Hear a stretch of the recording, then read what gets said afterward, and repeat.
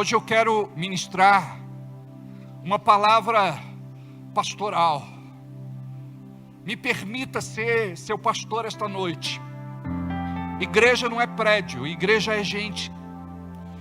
E nós precisamos ser tratados para poder oferecer um culto que agrada a Deus, amém? Nós não podemos estar aqui apenas como um entretenimento. Não estamos aqui para um show, um espetáculo, uma apresentação. Fazemos festa, mas não se trata só de festa. Tem algo mais. E precisamos abrir o nosso coração e desarmar a nossa alma para receber aquilo que o céu tem para nós nesta noite. Eu sinto falta quando eu não sou tratado pelo Senhor. E diz a Bíblia que Ele trata quem ama. Por isso, nesta noite, eu gostaria que você se sentisse muito amado. A Bíblia nos ensina que o amor livra a nossa alma do inferno. E nós queremos, hoje, aprender um tema que é muito importante para a igreja atual. Como Deus mede você. Como Deus mede você. Porque nós estamos num tempo onde achamos que igreja é oba-oba. Igreja é fazer o que quer, do jeito que quer. E a igreja dos nossos dias não tem mais freio. A igreja do nosso tempo parece que perdeu o temor a Deus. E nós precisamos muitas vezes trazer o povo para o centro da vontade perfeita de Deus, para dizer: estamos aqui para cultuar. Deus está recebendo o teu culto. Estamos aqui para louvar, o Senhor está recebendo o teu louvor. Estamos aqui para adorar, o Senhor está recebendo a tua adoração. Estamos aqui para ofertar, o Senhor está aqui. O Senhor recebe a tua oferta. Você está aqui para receber uma palavra de Deus. E precisamos entrar na forma. Porque se a gente cresce do jeito que a gente quer, não vai ser crescimento. Nós muitas vezes achamos que estamos nos fortalecendo, mas estamos engordando. E muitas vezes não é saudável. Até uma plantinha, quando começa a crescer, a gente coloca lá uma guia e amarra ela para ela crescer direitinho. Então esta noite nós vamos falar sobre isso. E eu gostaria que você abrisse o teu coração. Como Deus mede você. Nós estamos acostumados a medir os outros. Usamos a nossa régua, a nossa fita métrica, o nosso metro. E medimos todo mundo. E não queremos que ninguém nos meça. É por isso que às vezes Deus permite que você passe por críticas, apontar de dedos, cobranças. Porque Deus quer trabalhar a tua humildade. Aquele que não é humilde, ele não aceita a correção de ninguém. E despreza também a correção de Deus. Então, como Deus mede você? Vamos ler Mateus capítulo 7, versículos 1 e 2. Não julgueis, para que não sejais julgados. Porque com o juízo com que julgardes serão julgados, e com a medida que tiverdes medido, vos medirão a vós. Ou medirão, ou medido vos tornarão a medir. Às vezes é desconfortável a gente ser medido. Mas quando eu oro, eu digo: Deus, olha para o meu coração e vasculha. Procura dentro de mim se existe algo que te desagrada. Assim como Davi orou, Senhor, que não haja culpa em mim, que não haja condenação, não no sentido, amados, de sermos perfeitos, porque nós não somos, mas no sentido de não haver intenção, dolo, malícia, que possamos compreender isso. Os olhos do Senhor estão sobre nós o tempo todo. O seu reino é formado por princípios e valores segundo a constituição do reino, ou segundo a sua palavra. E quando nós falamos sobre isso, nós vamos falar sobre princípios e valores. E eu gostaria que você repetisse comigo: valores. Na terra nós somos monitorados, avaliados, fiscalizados. E se você quebra alguma lei ou regra, existem consequências. Se você não paga o seu aluguel na data de vencimento, o imóvel pode ser pedido e você despejado. Se você não paga IPTU, a casa pode ser leiloada. Se você não paga o financiamento do carro, pode sofrer busca e apreensão. Se você não paga a escola do seu filho ou faculdade, pode sofrer alguma ação punitiva. Se você não paga uma compra, seu nome é negativado. Se você não paga o clube, o seu acesso é cancelado. Se você não obedece às leis de trânsito, pode ser multado, suspenso. A sua carteira pode ser cassada. Se você não paga a água, a luz, o telefone, a internet, o serviço pode ser suspenso. Se você comete um crime de baixo potencial ofensivo, você pode ser penalizado. No caso de uma contravenção, se você comete um crime, as penas são mais pesadas. E com respeito às coisas de Deus, como Deus nos mede e quais são as consequências? Porque nós achamos que Deus não nos mede e que não existe consequência. Então a geração de hoje pensa que é igreja, mas não é igreja. Porque para ser igreja, nós precisamos nos moldar aos padrões do reino. Precisamos agradar o coração do Pai. Precisamos ser obedientes. Precisamos ter sensibilidade. Acima de tudo, precisamos ter temor. E tem crente que pensa que não existem consequências. Agora, por conta da graça mal compreendida, eu posso fazer o que quiser, na hora que eu quiser e no lugar que eu quiser. E depois eu digo perdão, Senhor, e está tudo certo. Pecar é opcional. Plantar é opcional. Mas a colheita é obrigatória. Haverá cobrança. Haverá tratamento. E precisamos nos consertar, nos humilhar diante da onipotente mão do Senhor, para que haja cura. Precisamos entender a diferença de justiça e juízo. Porque muitos vão brincando e levando a vida tocando flauta. E nós precisamos que ser filho de Deus é coisa séria, amém? Outro dia eu conversava com uma pessoa e ela disse: não é fácil ser filho do fulano de tal, por conta de quem ele era. Eu tenho que andar certo. As pessoas me cobram. Os holofotes estão em mim. Então, se não é fácil ser filho do fulano de tal, por conta de uma história de vida aqui da terra, imagina ser filho de Deus. Então nós precisamos da consciência do que é ser filho de Deus. Porque nós não nos comportamos, a maior parte das vezes, como filhos de Deus.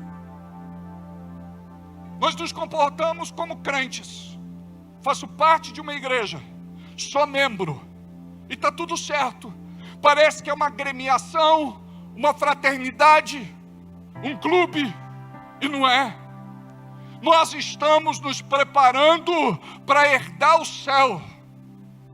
Estamos aqui no ensaio para morarmos um dia na glória com o Senhor Jesus. E nós não podemos brincar com a nossa vida cristã, porque tem coisa que a gente acha que pode quando não pode. Deus não aprova, muito pelo contrário, Deus condena. E nós achamos que está tudo certo. E eu estou falando de coisas pequenas e de coisas grandes. E eu creio que o Espírito Santo, ele mora, reside, habita no coração de cada um aqui. E você precisa perguntar para Deus: Deus, o que te agrada? É da tua vontade? O Senhor está se alegrando comigo. Eu tive um atendimento e a pessoa estava em depressão profunda, crônica, patológica, aguda. E eu fiz uma pergunta para ela: o Senhor está se alegrando com você?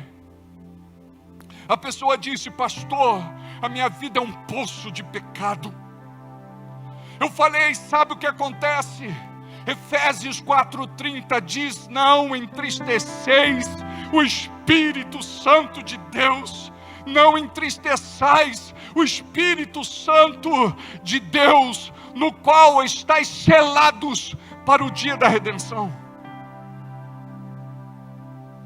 Quando a pessoa compreendeu isso, que o pecado rouba a alegria, que o pecado rouba a nossa disposição de viver, o pecado, ele nos impede de viver vitoriosos, o pecado nos impede de conquistar, o diabo nos impede de viver segundo o propósito de Deus na terra.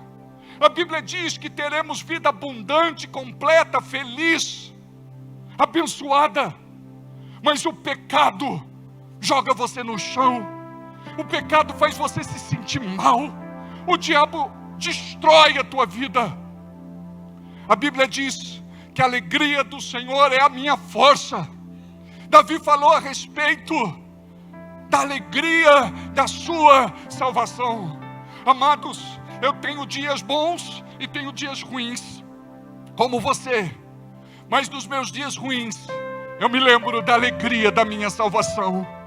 Eu me lembro do Deus que me alcançou, do Jesus que morreu por mim naquela cruz, do seu sangue que foi derramado até a última gota, para que eu fosse alcançado pela sua graça, misericórdia, bondade e amor. Eu digo: diabo, eu me recuso a falar como um derrotado, como um vencido, porque eu tenho um Pai amoroso que cuida de mim. O Espírito Santo vem e se manifesta e me enche de força, coragem, intrepidez e valentia para eu vencer todos os inimigos que se levantam, todos os obstáculos que aparecem. Você é filho, o pecado não pode te tirar da presença dele. Você precisa compreender o quanto é importante a alegria da salvação na tua vida, e o diabo não pode roubar de você esta alegria.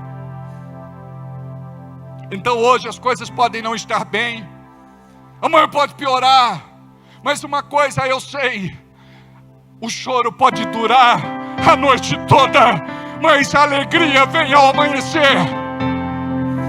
Esta é a nossa esperança, esta é a nossa fé.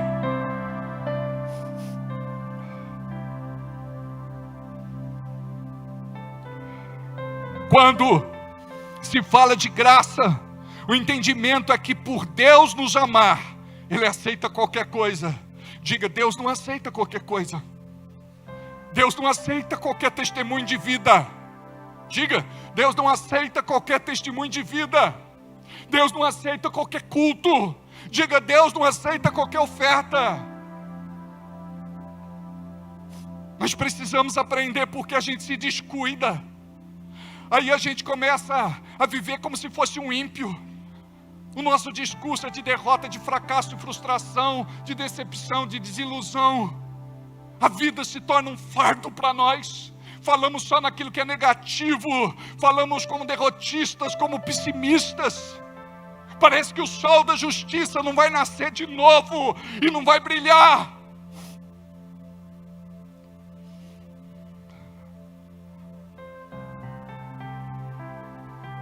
Por isso, os crentes desta geração estão descomprometidos, desinteressados, são irresponsáveis e inconsequentes.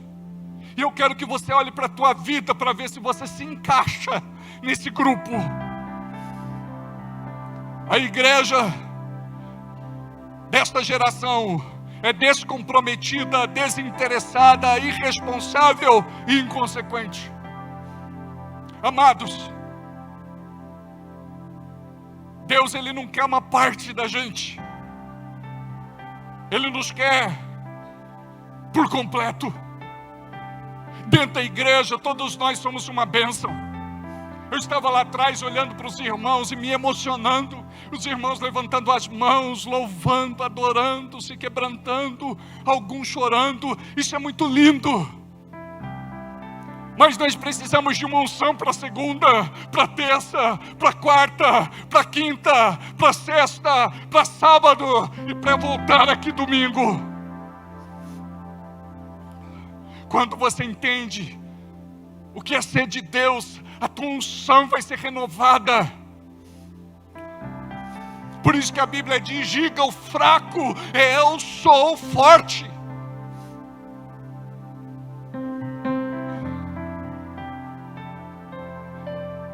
Antes do Senhor te levantar, Ele vai te colocar de joelhos. Tem gente que quer buscar Deus aqui, ali, acolá e não encontra. Sabe por quê? Jesus disse: entra no teu quarto, fecha a cortina para ninguém te incomodar, tranca a porta, dobra os teus joelhos e ali o Senhor falará com você.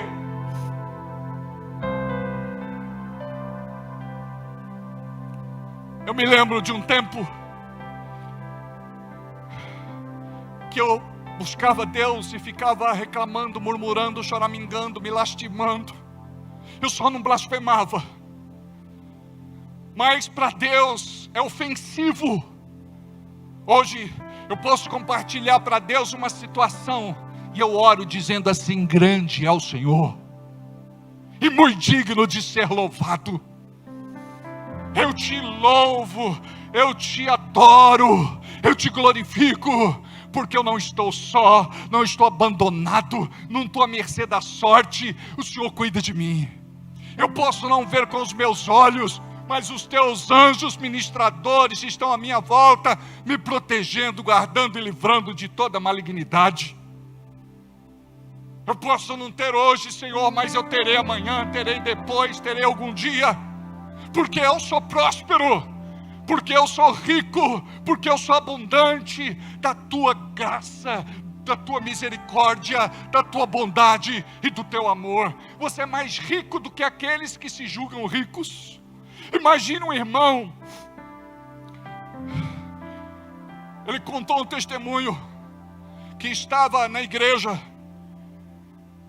e teve lá uma profecia dizendo: vai morrer o irmão mais rico da igreja. E tinha lá um fazendeiro que era muito rico. E todo mundo olhou para trás e achou que aquele fazendeiro iria morrer.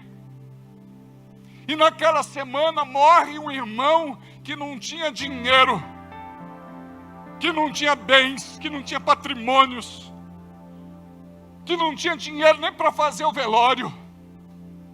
As pessoas questionaram a irmã da profecia: você diz que a pessoa mais rica da igreja ia morrer essa semana, o fazendeiro não morreu, morreu o mais pobre. Ela falou: é aí que vocês se enganam. O mais rico não é aquele que tem dinheiro, que tem posses, que tem patrimônio. O mais rico é aquele que tem Jesus. Você não imagina quão rico você é. Se você não desfrutar da tua herdade aqui, com certeza você vai desfrutar da tua herdade, da tua herança, um dia no céu com o Senhor.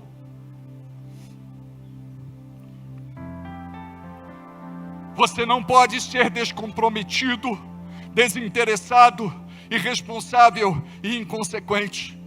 Por isso que nós vemos irmãos entrando, irmãos saindo, irmãos que chegam, irmãos que vão, pessoas que não conseguem ter raízes fortes e profundas, irmãos que estão atrás de oba-oba, qualquer alegria me diverte.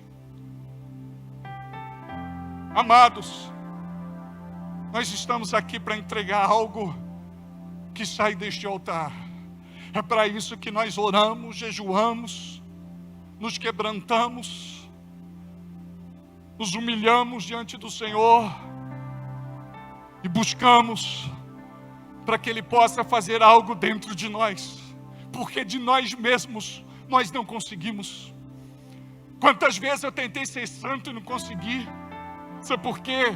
Não dá para ser santo sem o Espírito Santo. Olha o sobrenome dele, Espírito Santo. Somente Ele pode nos ensinar a ser santos. Só conseguimos ser santos através do Espírito Santo. Quando nós relaxamos na nossa vida espiritual, passamos a andar como carnal, mesmo estando dentro de uma igreja, mesmo sendo do louvor, tocando, cantando, dançando, mesmo servindo em alguma área, em algum ministério, algum departamento. E nós não podemos ter mais carnais servindo do que espirituais, porque os carnais acabam por sufocar os espirituais. Às vezes, conversando com alguns irmãos, eu falo: tira os olhos daquele que não veio, daquele que faltou, daquele que não deu satisfação, daquele que não obedece às escalas, não cumpre as escalas. Tira os olhos daqueles que são relapsos, daqueles que não entendem a seriedade de estar aqui, de fazer o que Deus nos chamou para fazer. Nós não estamos fazendo algo para homens, nós estamos fazendo algo para Deus. E quando fazemos algo para Deus, alcançamos pessoas. Nós precisamos tocar vidas, corações, através do nosso testemunho. Muitas vezes somos tão frios, nós servimos a Deus de forma mecânica, automática, sem vida. É tão difícil tirar um sorriso de você, mas tirar uma crítica é tão fácil. É tão difícil ver você se dedicando de coração. Sempre faz aquilo que faz, parece que forçado. E alguns dizem: pastor, eu não quero mais fazer parte, eu não quero servir mais a Deus, eu quero só assistir os cultos e ir embora. Amados, Deus não nos chamou para sermos coadjuvantes, Ele nos chamou para sermos protagonistas. Sabe, o teu sorriso é importante, o teu abraço é importante, o teu aperto de mão é importante. Outro dia um irmão falou: pastor, eu trouxe um convidado, ninguém conversou com ele. Amados, nós temos que nos exercitar na prática do amor, transbordar de amor. Não é terminou o culto, eu não vejo a hora de ir embora, eu estou com fome, eu estou cansado, é segunda-feira, estou com raiva, Palmeiras perdeu. Tem uns irmãos que estão nessa, né?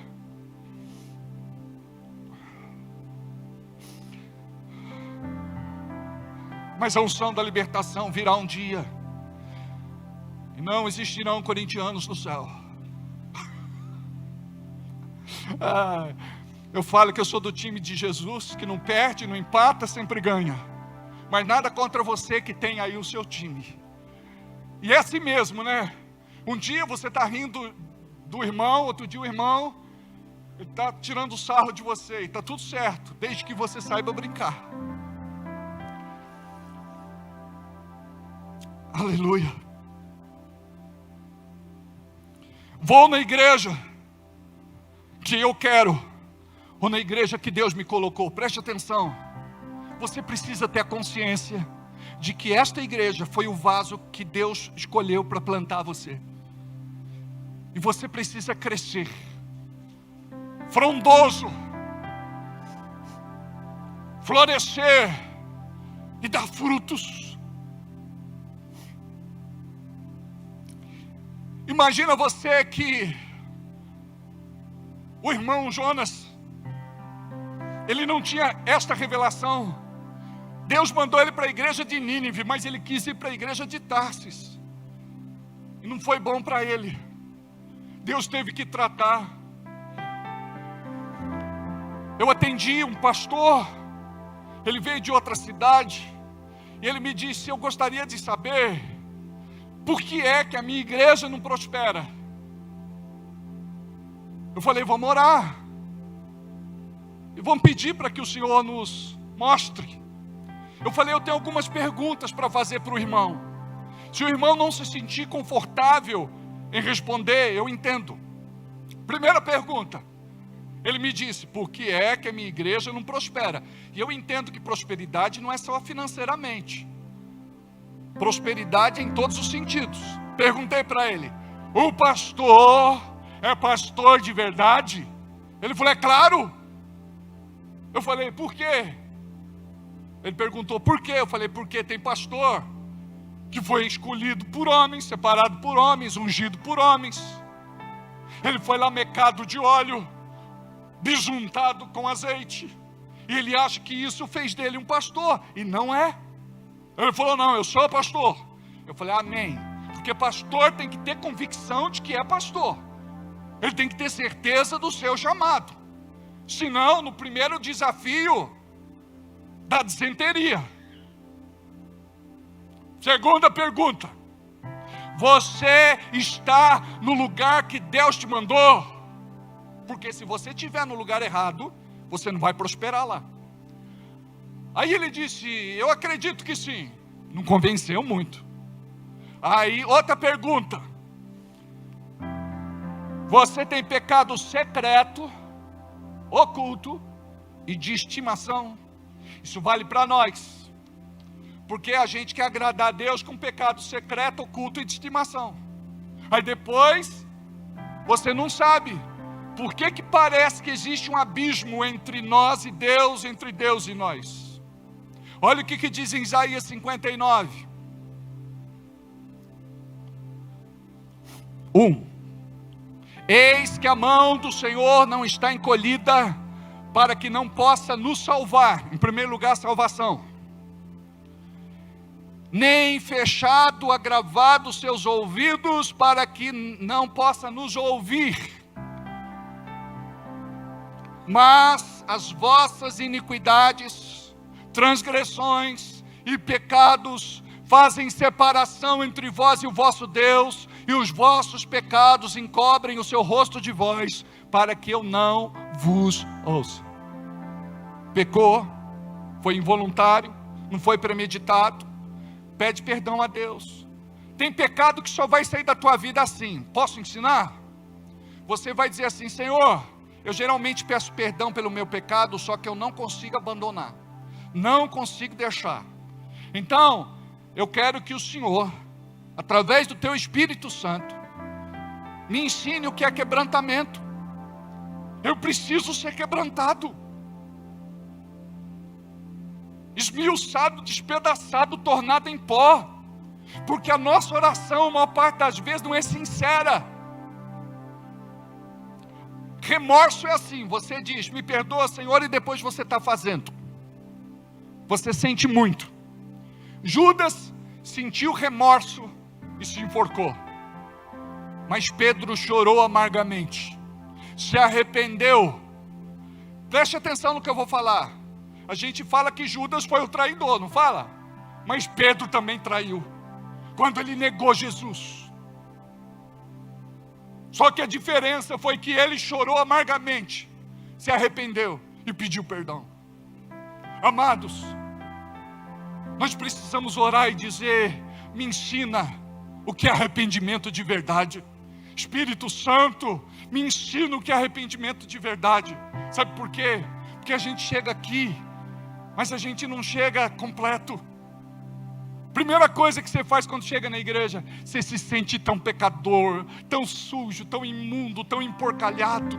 Eu ligo para os irmãos e digo assim: olha, tem um demônio para você expulsar. O irmão fala: pastor, para mim não dá para mandar o pastor Ney, não dá para mandar o pastor Adailton, não dá para mandar o pastor Fabrício, não dá para mandar o pastor Daniel, tem que ser eu mesmo.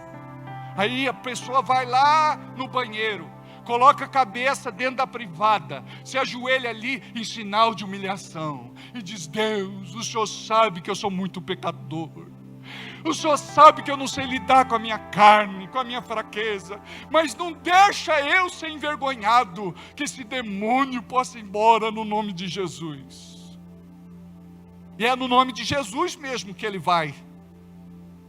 Ai, pastor, é verdade que os demônios, eles falam do pecado da gente na cara. Fala, mas também eles mentem. Eu me lembro que eu estava num culto, tinha na igreja umas 400 pessoas. Aí o demônio disse assim: eu não vou embora. E o irmão foi perguntar: por que você não vai? E o demônio jogou o pecado dele na cara, descaradamente, na frente da igreja inteira. A igreja fez assim: oh! Como se a igreja não pecasse também. Aí ele olhou para mim desconcertado, falei: e agora, pastor? Falei: vamos fazer o seguinte, igreja, o irmão vai ajoelhar aqui e vai pedir perdão com sinceridade. E ele diz: oh Deus, eu fui tão envergonhado, a igreja inteira sabe agora do meu pecado, me perdoa. Aí eu falei: pronto, irmão, está perdoado em nome de Jesus, agora pode expulsar o demônio. Ele falou: não, pastor, pode ir, irmão, agora você está perdoado, coberto pelo sangue de Jesus, você foi lavado pelo sangue do Cordeiro. Foi sincera a oração que você fez? Foi. Eu falei: então pode expulsar. E o demônio foi embora. Mas ele passou muita vergonha naquele dia. Quando Deus nos expõe, talvez seja o último recurso para que haja arrependimento de verdade. Caso contrário, a pessoa continua sempre do mesmo jeito, tal e qual.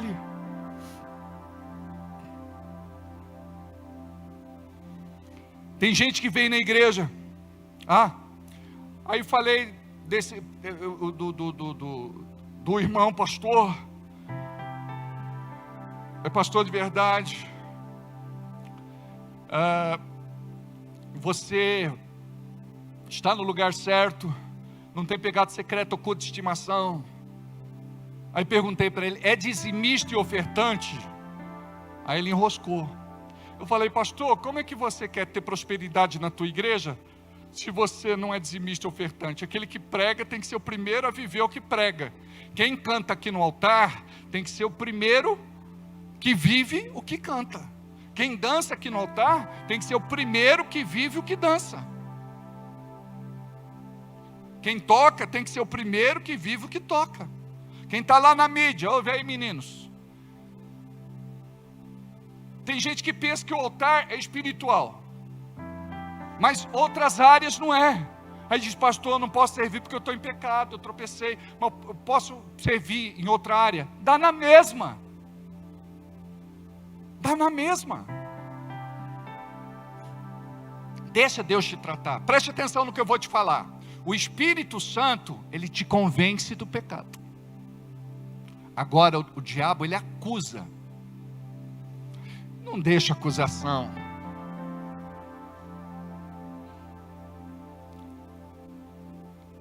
amargar o teu coração. Quando o Espírito Santo falar, você diz: já entendi, Espírito Santo. Espírito de graça, de favor, de amor. Eu quero me limpar, me purificar, me santificar. E olha, eu vou te falar uma coisa. Tem muita bênção retida, porque você não se posiciona. Tua vida já era para estar bem melhor.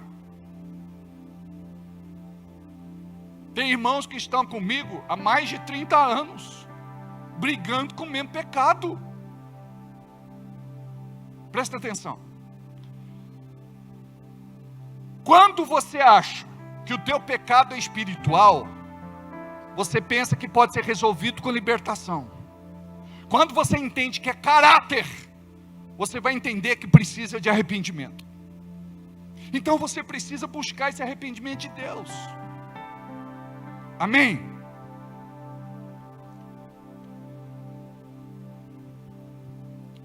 Agora, vou na igreja que eu quero ou vou na igreja que Deus me colocou? Só quero assistir o culto. O culto tem que me agradar e deve valer o meu tempo. Terminou o culto, a família estava indo embora. Aí o pai começou a criticar o culto, falar mal do culto, falar mal do louvor, falar mal da irmã que cantou, falar mal do que deu a palavra de oferta. Aí a irmã, a mãe, resolveu também emendar. Você viu a roupa daquela irmã, que indecente. Você viu a outra irmã, ela pensa que está abafando, mas não sabe nem se vestir. Aí perguntou para o garoto: e você, filho, o que você achou do culto? Falou: olha, pela oferta que vocês deram, que foi de R$2, o show foi bom demais. Não tem nem que reclamar. Vocês deram 2 contos de oferta. O menino, olha como que Deus usa as crianças. Tem gente que fala: pastor, não me chama para nada, eu não quero me envolver. O reino de Deus deve crescer sem a minha colaboração e sem o meu envolvimento. Dá para crescer? Agora eu vou te perguntar: você é uma pessoa que está envolvida e promove crescimento? Chame alguém para o culto de mulheres, chame alguém para o culto dos homens, chame alguém para o culto principal, chame alguém para a célula. Seja o exemplo, porque o teu exemplo fala mais alto. As pessoas vão ver que você é diferenciada dos demais. E este princípio a pessoa aplica na empresa onde ela trabalha, com os seus clientes, com o time do coração e suas paixões. Então, de repente, não dá para você chegar na empresa e dizer assim: eu não vou me envolver, eu não quero me doar, eu não quero me sacrificar. Se você falar isso, você vai embora rapidinho. Você deixa de pertencer ao quadro de funcionários, de colaboradores. Nenhuma empresa vai querer uma pessoa assim. Então, você não pode aplicar isso para a sua vida pessoal, no sentido de: eu vou fazer assim na minha empresa, eu vou fazer assim com os meus clientes, eu vou fazer assim com o time. Imagina, não dá para ser torcedor de qualquer jeito. Pega a camisa do Palmeiras e vai assistir lá na arquibancada do Corinthians. Vai! Não dá. O corintiano também não vai na arquibancada do palmeirense. Não vai. Mas é assim, a gente não quer vestir a camisa. A gente troca de camisa toda hora. Esta geração é uma geração indefinida.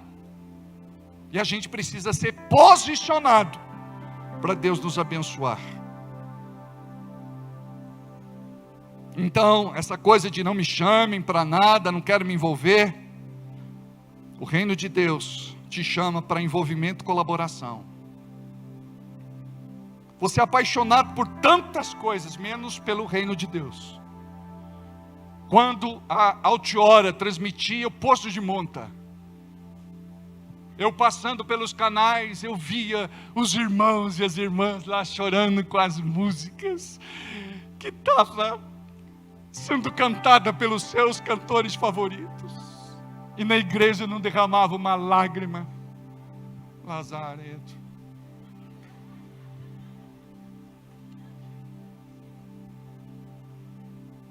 Está lá na passarela do samba, na época era Chico Zamper, ali na Concha. O irmão lá, todo. Mas na igreja, pastor, não sei cantar uma música, não levantava a mão, não fechava o olho. E no dia do futebol, passava na frente da igreja, bandeira, gritando, rojão, Timão! Eu falei, na igreja, aleluia, glória a Deus, amém. Nós somos intensos para as coisas do mundo, mas não temos intensidade nenhuma para Deus. Preste atenção, Deus aceita o teu culto do jeito que você está entregando. Precisa de intensidade, compromisso, envolvimento, entrega, doação, sacrifício. Esquece do mundo lá fora, esquece das pendengas, esquece daquilo que te rouba a paz, esquece de tudo. Você diz, Deus, eu estou aqui para te cultuar, para te glorificar, exaltar e bendizer. Amanhã será um novo dia. Se derrama, se derrete, se entrega. Nessas coisas você coloca disciplina, energia, tempo, recursos, mas quando chega no reino de Deus, Deus não pode contar com você. Eu me lembro que a Jana me disse, eu vou para a academia, eu vou fazer ginástica e natação. Como é que chama quando a ginástica é na piscina? Hidroginástica. Eu, como bom marido, fui para Campinas, comprei 3 ou 4 camisas especiais, aquela que não retém calor, aquela que é fresquinha, aquele que é um pano especial. Comprei meinha que não escorregava na piscina. Comprei lá meia dúzia. Comprei tênis especial com amortecedor. Comprei bermuda. Comprei bonezinho. Comprei fitinha pro cabelo. Como é que chama esse negócio que põe na cabeça? Como? Comprei touca também. Nunca usou. Nunca usou. Cadê ela? Está aí? Graças a Deus. Eu lembro que ela foi para a academia. No segundo dia me chamaram. Alberto, falei, da onde? Da academia. Tua esposa estava aqui na esteira, desmaiou. Fui lá buscar, falei, tadinha, você comeu alguma coisa, bebeu alguma coisa? Como foi teu desejum? Depois ela foi de novo, outro dia, animada, vai filha, vai dar certo. Desmaiou de novo. Eu falei, quer que eu espere? Ou depois que você desmaiar, a pessoa me liga. Não, pode ir que hoje eu não vou desmaiar. Desmaiou, tadinha. Mas agora ela está melhor. O que eu estou falando é que a gente investe. Olha só o que eu disse. A gente investe, amados. A gente investe. A gente põe disciplina nas coisas, energia, tempo e recursos. Mas quando se trata de Deus, você paga uma fortuna numa roupa, num par de sapatos, numa bolsa, numa joia, numa viagem, num hobby, e reclama de patrocinar o lanche do encontro dos adolescentes. Você reclama de patrocinar o acampamento, o retiro dos adolescentes.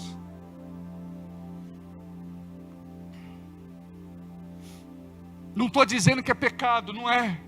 Eu estou falando que quando você não prioriza o reino, aí é pecado.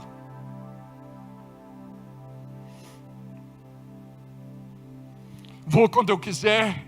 Alguns irmãos são assim, pastor, eu vou na igreja quando eu quiser. Eu não sinto. Mas quem diz que você vem na igreja quando você sente? A gente vem por obediência, não vem por sentimento. Você vai trabalhar por sentimento? Se for assim, você nunca mais vai trabalhar. Quem que vai trabalhar cheio de paixão? Que alegria, eu amo meu chefe, o meu coordenador, meu supervisor, meu patrão. Que empresa maravilhosa! Eu amo aquele que me trai, que me cutuca, que fala mal de mim pelas costas, que vai trabalhar comigo lado a lado. Obrigado, Jesus. A pessoa diz: não. Então ela quer vir na igreja quando quer, servir a Deus quando sente, e a gente faz o que faz.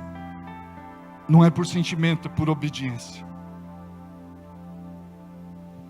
A igreja não é lugar de turistar, sem compromisso, sem alistamento, sem engajamento. Tem irmão que fala assim para mim: não é da nossa igreja. Ele falou: ô pastor, qualquer dia eu vou lá fazer uma visita, tá? Eu falo: ô irmão, igreja não é lugar de visitar não. Você pode me visitar em casa, comer um pedaço de bolo, comer um café, mas igreja é lugar de pertencer. Você tem que ficar lá na sua igreja e servir Jesus fielmente lá. Mas não pode, pastor, ir na sua igreja? Eu falei: o certo é você ficar na sua. Quando a gente vai visitar outra igreja, como é que é? As pessoas caem em cima, né? Parece urubu em cima de carniça. Porque eles têm uma impressão assim: a pessoa não está bem na igreja dela. E se a gente insistir, ela vem para cá. Amados, a gente não pesca em aquário.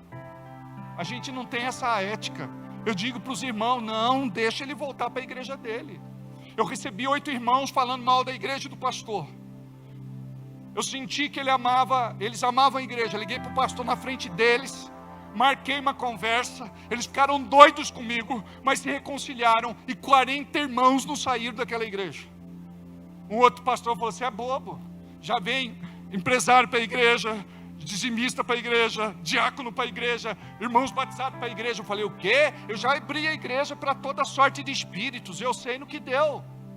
A gente mais perde do que ganha. A gente tem que ter discernimento. E a palavra qual é? Venha e dê o seu melhor culto. E o que é dar o melhor culto? É ir no banheiro antes. Esvazia a bexiga. Mas pastor, e se eu precisar ir? Eu falei: não tem problema, não se constranja, vá. Eu lembro do irmão Jorge, que era da igreja que eu era. O irmão Jorge, naquele dia, ele estava com dor de barriga. E o pastor disse para ninguém levantar. De repente o irmão Jorge levanta e todo mundo achou que era demônio. Você queria saber onde o irmão Jorge estava? Era só seguir o rastro. Tadinho do irmão Jorge. Então, não se constranja se precisar, mas a gente precisa se disciplinar. Vai no banheiro antes, traz a sua garrafinha com água. Não se distraia com qualquer coisa. Ore, louve, adore com fervor. Diga aí, com fervor. Tenha uma Bíblia. Traga sua Bíblia se puder. E nós estamos aqui para denunciar o pecado. Tem alguns irmãos que chegam para mim e falam: pastor, só tem que denunciar o pecado. Quando eu vou denunciar, eles falam: ô pastor, o senhor bateu pesado. Doeu, viu? Minha mulher não gostou da palavra que o senhor deu.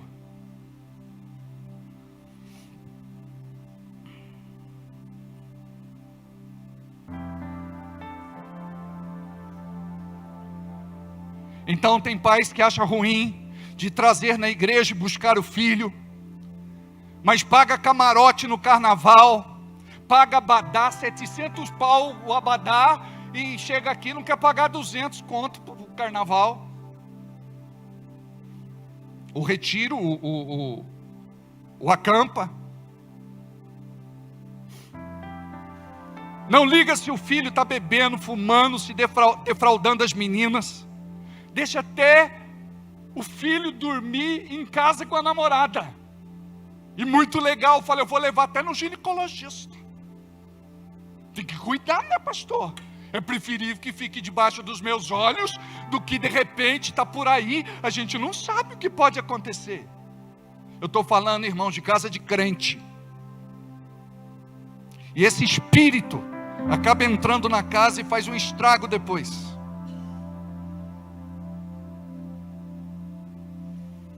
Porque esta sociedade despreza o Senhor e sua palavra, e acha que vai passar impune aos olhos do Senhor.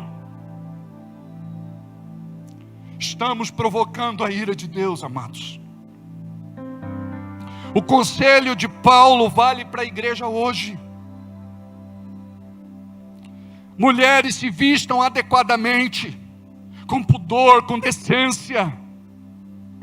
Você deve seguir, ou segue a moda, ou segue a boa, ou segue a boa consciência de Deus. Eu lembro de um irmão que veio brigado com a esposa. Ela botava umas roupas meio esquisitas. Aí vieram os dois no final do culto e falou: pastor, o que o senhor acha dessa roupa da minha esposa? Eu falei para ela que ela não está vestida como crente. Aí eu falei para ela: irmã, toda vez que você se arrumar, você pergunta para o Espírito Santo. Acabou. Pergunta para o Espírito Santo. Agora eu vou botar minha colher nesse angu? Não sou tonto. O que eu estou te falando é o seguinte: igreja é lugar de cultuar, não é lugar de seduzir. Amém? Não é questão de maldade. Se bem que tem algumas irmãs não convertidas que só pela misericórdia. Então não estou falando para atacar ninguém. Eu estou falando que nós precisamos ter temor de Deus, para agradar a Deus, para Ele aceitar o nosso culto. Eu lembro de uma irmã que era uma bênção. Ela veio para um culto. Na verdade foi um casamento. E ela estava muito bem arrumada. Só que ela estava com uma camisa de seda, sem o sutiã. E estava parecendo a mortadela marba. Aí falaram: pastor, nós não temos coragem de falar com a irmã, o senhor pode ajudar? Eu falei: chama a irmã lá. Chamei ela, falei: ô querida, você está muito elegante. Parabéns, viu? Pelo look. Mas posso te dar um toque? Ela disse: é claro, pastor. Já que deu liberdade, eu falei assim: olha, a sua blusa está transparente. Ela falou: pastor do céu, eu não percebi. Aí ela pegou um blazer de uma irmã, colocou e ficou tudo certo. Você imagina se ela fica com raiva de mim? Teve uma da igreja que ela falou assim: não, pastor, é só não olhar. Eu falei: o quê?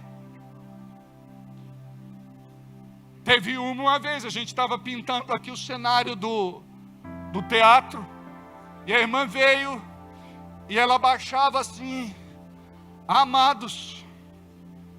Aí eu subi e falei delicadamente, falei: irmã, não dá para você estar ajudando aí não, a coisa está feia. Ela falou: não quer ver, não olha.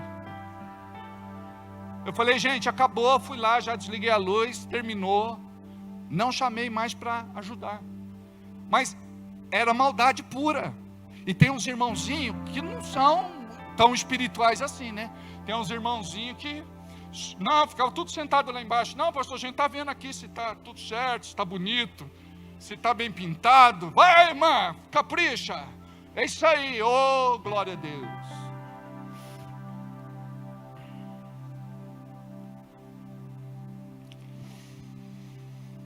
Um pastor influente disse: eu não prego essas coisas, senão a igreja fica vazia.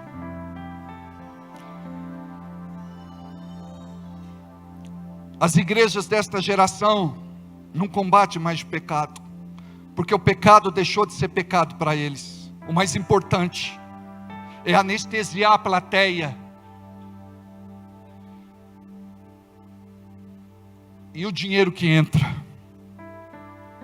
Abutres. Duro será o juízo de Deus sobre as vossas cabeças. Para encerrar, quais são os seus hábitos? Quais são os seus vícios?